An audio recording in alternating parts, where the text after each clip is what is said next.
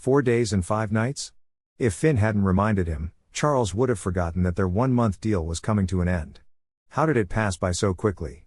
The god of time had to have been on a diet to be running so fast. In the blink of an eye, the end of their deal was already here. Finn would only go to the filming location when he had scenes to shoot. It was going better than he'd expected, as his scenes usually passed within 3 takes.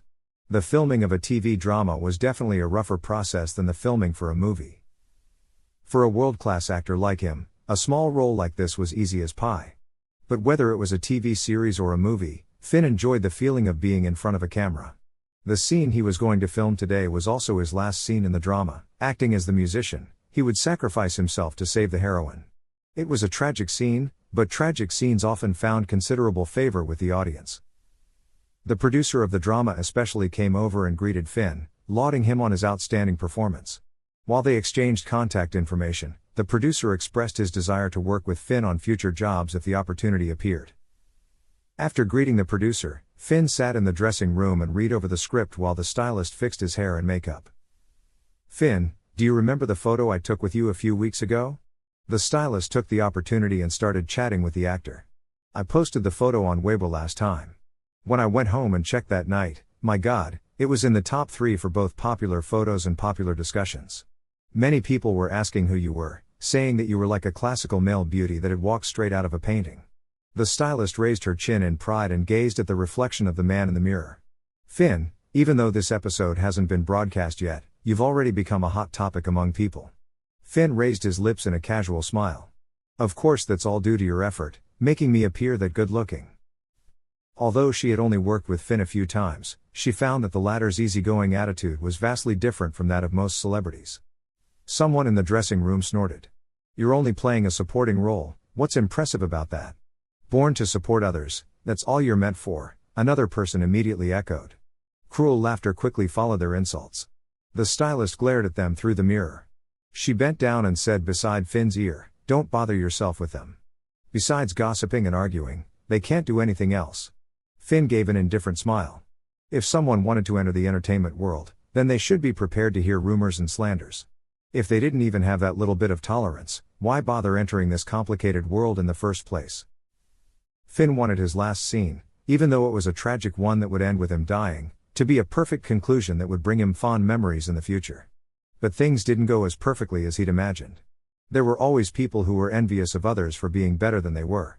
Green with jealousy, they had tried to drag that person down, smearing their perfection. "Action!" the director commanded. Finn's last scene as a musician finally began. In the scene, the female lead had been sentenced to a beating by wooden staffs. After hearing this news, the male lead tried to rush back to where she was. The time before the male lead's arrival would be filled by the musician, acted by Finn. He would die in place of the girl. The wooden staffs used in the scene were all real. Although it looked like the actors were mercilessly swinging their weapons down, they actually held back before the staff made contact with the body. Sitting in a chair, the female lead took around 4 to 5 hits from the wooden staffs. She clenched her teeth tight, as if she really was suffering from the pain of the hits. Adding to that her clean and pretty features, it truly made people feel sorry for her. It was quite an abusive scene.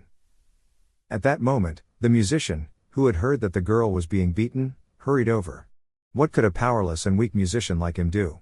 In the end, he could only shield the girl with his own body, and take the hits for her. The girl, who had not uttered a single word since her beating began, suddenly started pleading. She pleaded with the man who was shielding her, who was the same as her, imprisoned inside the palace against their wills. She pleaded with him to stop and move away from her. "It doesn't hurt. I'm not hurt." The musician only repeated those words over and over, his voice gentle and warm. He couldn't save himself, but he could at least save this girl who still had a good life ahead of her. His voice became smaller and smaller, until finally, brilliant red blood flowed down from the corners of his ashen lips. It was like the blooming of bright plum blossoms. Blooms in exchange for his life. It was a melodramatic, yet sorrowful scene. It lasted until the musician was beaten to death. The male lead then made his late appearance to save the female lead. By then, Finn's part in the drama had already ended. It was at that moment when something unexpected happened. The 2 actors who were in charge of carrying out the sentence suddenly deviated from the script. They raised the sticks that were wrist thick and swung down hard on Finn's body. This time, the blows were for real. The wooden staffs made dull thuds as they struck against Finn. No matter how fast his reaction was, he still got hit a few times. The set became instant chaos. Sharon hurried over and immediately started kicking those two actors with her high heels. "Finn, are you all right?" Sharon ran over to Finn's side. He got up from the floor and shook his head. Then, pulling Sharon with him, they returned to the lounge together. They had been told that the hits would only be for show, but Sharon had clearly heard the sounds of wood hitting flesh earlier.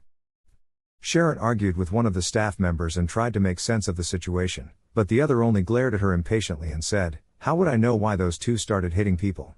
Besides, if he can't even endure something like this, why become an actor in the first place? He only took a few hits, it's nothing big."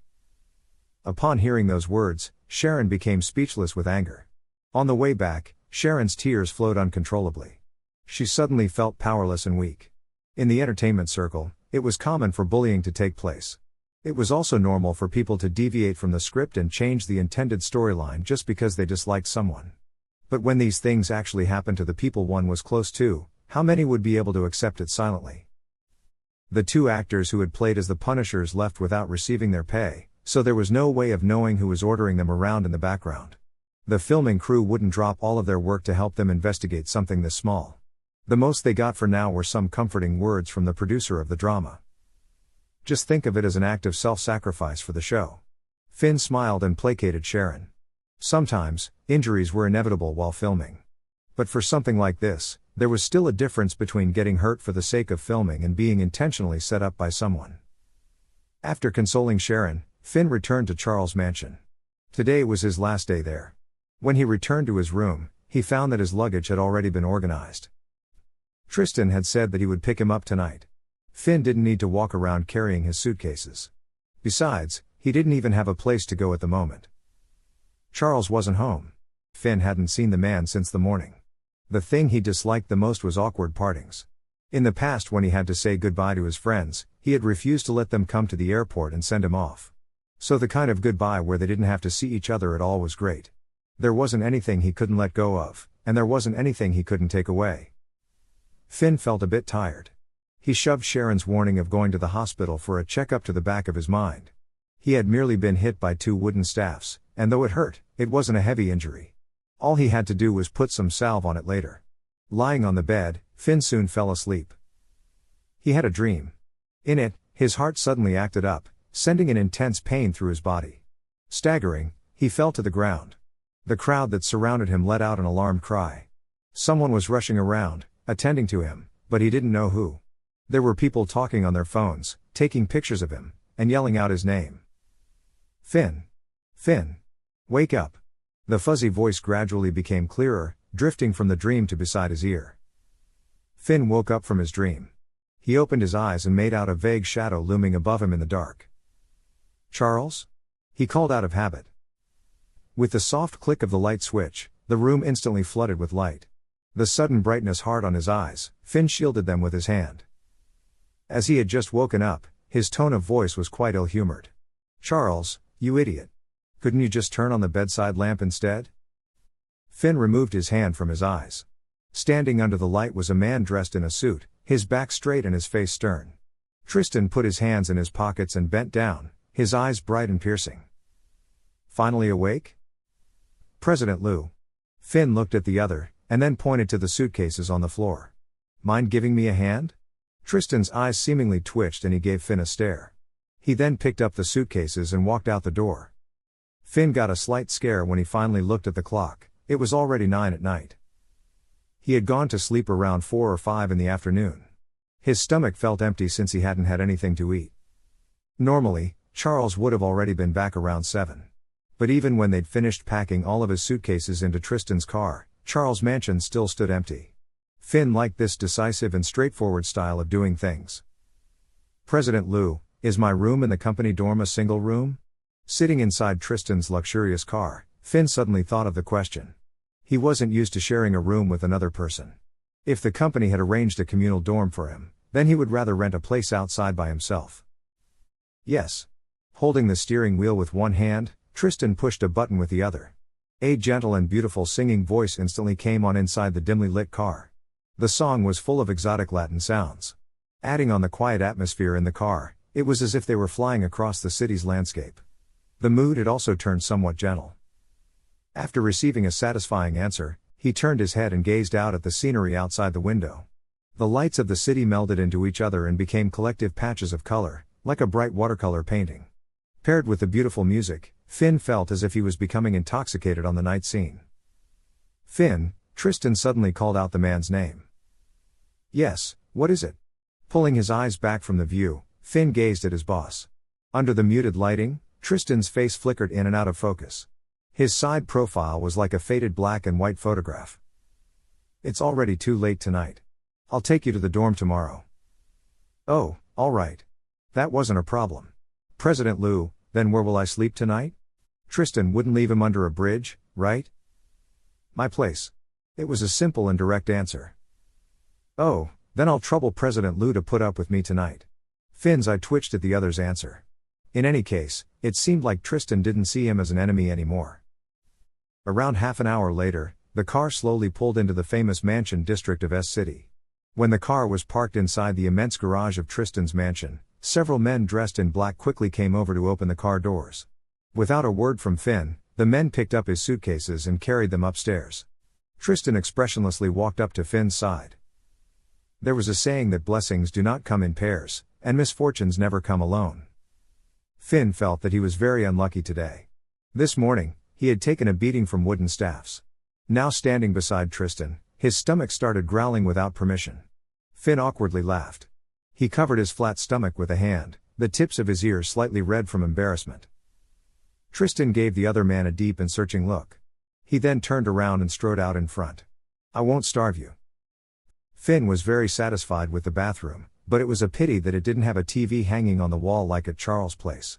On the bright side, his room had a laptop. Finn boldly brought it into the bathroom. In his moment of indulgence, he totally forgot about Tristan. "Finn." Tristan walked into the room, but didn't see the man he was looking for. His eyes followed the trail of clothes, finally stopping beside the half-closed bathroom door. After pausing for a moment, he pushed open the door. He was faced with the sight of Finn lying comfortably in the bathtub, his feet sticking out of the water. Opposite him, a laptop was sitting on the bathtub caddy playing a movie. "President Liu?" Finn turned to face the man and smiled. "Is there something you need?" Finn was treating this place like it was his own room. "Come out and eat something." He walked over and shut the laptop. Turning on his heels abruptly, Tristan strode out of the bathroom. Finn looked at Tristan's retreating back. He gently shook his head and let out a chuckle. His boss truly had a fickle personality. A hot meal had already been placed on the antique wooden table in his bedroom. Suddenly, he felt very hungry. "President Liu, want to eat together?" Finn sat down at the table. Tristan was sitting opposite of him, a glass of whiskey on the rocks in his hand. "No." Despite the sudden change in Tristan's personality, his words were still easy to understand. In the weird atmosphere, Finn lowered his head and slowly ate his dinner. Tristan drank his whiskey, shooting occasional glances at the other man.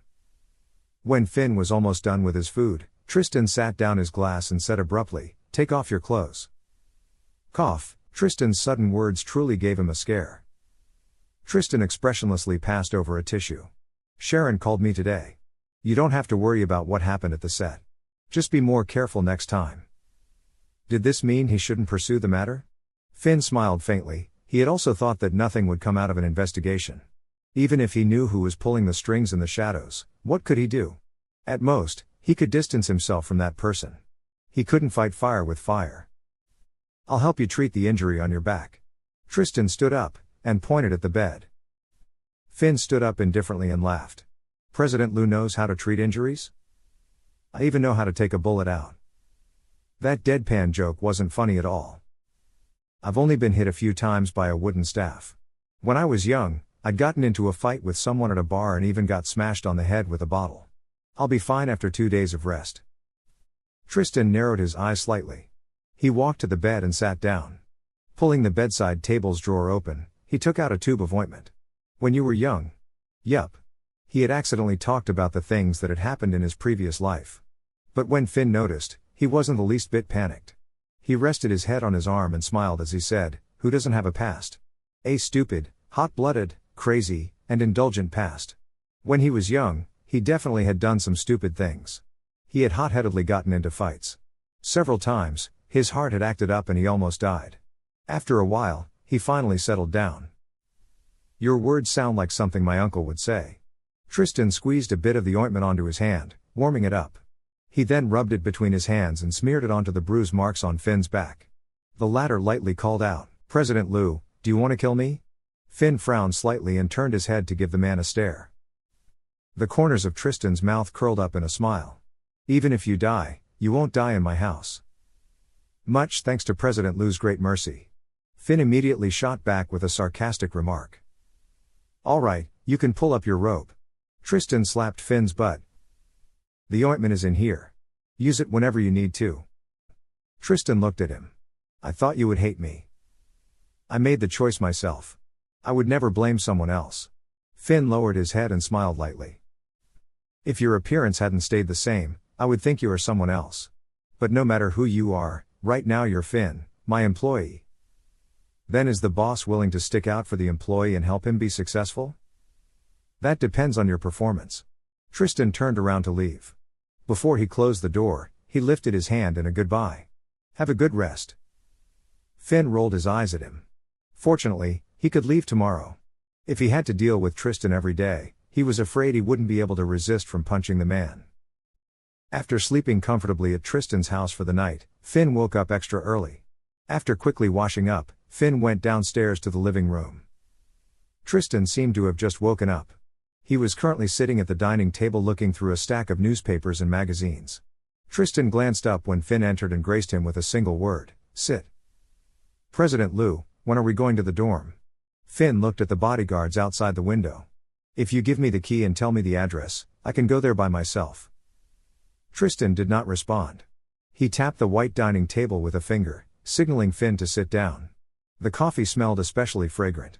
Since the boss was treating him to breakfast, then as the employee, he might as well enjoy it. Finn picked up a magazine and started flipping through it, quietly enjoying his breakfast. After he finished eating, Tristan patted his mouth clean with a napkin. "Let's go." Tristan stood up. "Then I'll go get my suitcases." "No need." Tristan turned around and walked toward the front door. "We're heading to the company first to deal with business." "What business?" Finn frowned and looked left and right, but still ended up following after Tristan. He stared at the man walking in front of him, a desire to kick that guy's butt welling up. Finn and Tristan drove together to the Tristan group. Finn didn't plan on walking separately with Tristan and entering the company at different times. It was normal for an employee to walk together with their boss. Ever since they'd left the mansion, the two of them had not exchanged a single word with each other. As they didn't have any common interests to talk about, neither felt the need to start a conversation. If they had, they both would probably have ended up feeling awkward and uncomfortable. The elevator stopped and Tristan walked out first, Finn following right behind. It wasn't the first time he had come to the Tristan group, he had been here a few times before with Charles. But the only place he had visited during those times was Charles' office. He hadn't had the privilege of entering Tristan's office before. It was his first time stepping into the president's office. The layout of Tristan's office was somewhat similar to Charles', except the arrangement was much simpler. The floor-to-ceiling windows behind the desk offered a wide, expansive view of the city. The office in whole was relaxing and comfortable, yet also luxurious and grand. "Sit." Tristan walked straight to his chair and sat down. Finn went over and sat opposite of him. Tristan pulled a folder out of a drawer and passed it over to Finn. Tristan then turned and spoke into the phone. "Mary, bring in 2 cups of coffee." Finn looked through the files in the folder. His schedule for the upcoming weeks was quite easy. He had mainly 2 jobs to do. One was to participate in the recordings of Dream Lover, the other was joining the program Charles had helped him get into. Besides those 2, he also had some photo shoots for a few magazines. "President Liu, are there any news for director Liam's movie?" It was what Finn was most concerned about at the moment. Tristan's secretary opened the door and brought in 2 cups of coffee. Tristan took a sip from his cup. "We are still negotiating with the director. Rest assured, I won't bring personal feelings into my job. All you have to do is succeed at your work." Finn nodded his head. He had no complaints to that. "Since you have nothing to do today, just stay here." Tristan pointed to the bookshelf in the room. "Books, computer, you can use whatever you want." "President Liu, what about the dorm? He wasn't going to make Finn sit there the whole day, right?" Tristan looked down at the files in front of him. Don't bother me. Under the table, Finn silently flipped Tristan the bird. In the à la carte area, Charles was currently drinking wine and smoking a cigarette. His face was the same as usual, like a yuppie. Except this time, the one sitting across from him wasn't Finn. It was another rather good-looking young man. Hey, what a coincidence. Why don't we eat together? Charles waved his hand the minute he saw Finn and Tristan. At the same time, he pulled the young man over to the seat next to his own. Tristan smiled as he walked over. All right. Tristan sat across from Charles, making Finn take the last seat. Finn leisurely sat down. He then easily greeted Charles, and nodded at the young man. Darling, order whatever you want to eat. Don't hold back, Charles said with an attractive smile on his face and a caring expression in his bright, brown eyes. The young man named Quinn was deeply moved by Charles' words. He didn't understand why Charles had kicked him out last night, but he had been given a large sum of money as compensation in the end. Meanwhile, Finn had flipped through the menu and ordered a few slightly spicy dishes. He turned a blind eye to Charles and the young man. His deal with Charles had already ended. President Lou, can I move into the dorms this afternoon? Finn asked, turning to Tristan, his mind already moving on to different things. He didn't want to move during the night. After moving his things into the dorm, he'd have to unpack and put them away. Spending the whole night arranging things would be bothersome. Tristan returned his menu to the waiter and cast a sideways glance at Finn. You have to discuss the terms of the training class with Sharon this afternoon. Which meant that he wouldn't be able to move into the dorm this afternoon. Then why had the discussion with Sharon been pushed to the afternoon when they could have done it in the morning? Was Tristan deliberately playing with him? Finn slightly raised an eyebrow and reached out for his water glass. Just as he was about to grasp it, however, Charles grabbed it and handed it over to Quinn. Have a drink, my dear. Charles gave him a brilliant smile. Not minding it in the least, Finn nonchalantly reached to his left and took the glass on Tristan's side of the table. Charles had probably mistakenly grabbed the wrong glass. If they followed the current order, then the glass on Quinn's side would be Tristan's, and the one on Tristan's side would be his. Charles' eyes twitched at Finn's action. Tristan lifted his eyes slightly and glanced at Finn, who was currently drinking. What? Finn immediately noticed that Tristan was staring at him. That's my glass, Tristan said, looking at him through narrowed eyes. Finn smiled impudently in response. I'm using this one. Yours is to your left. Tristan raised his chin at the answer. Finn smirked as he put his glass down. He had already drunk from it, so how could Tristan take it back? Without dropping his gaze, Tristan immediately picked up the glass Finn had put down and took a drink from it. Finn's eyes widened slightly. Observing the interplay between the two, Charles' smile became somewhat stiff. Darling, I'm thirsty too. Breaking the moment, Charles grabbed the glass Quinn had used and lifted it to his lips. He hesitated for a bit, an evasive expression in his eyes. Then, as if forcing down bitter medicine, he took the smallest sip possible.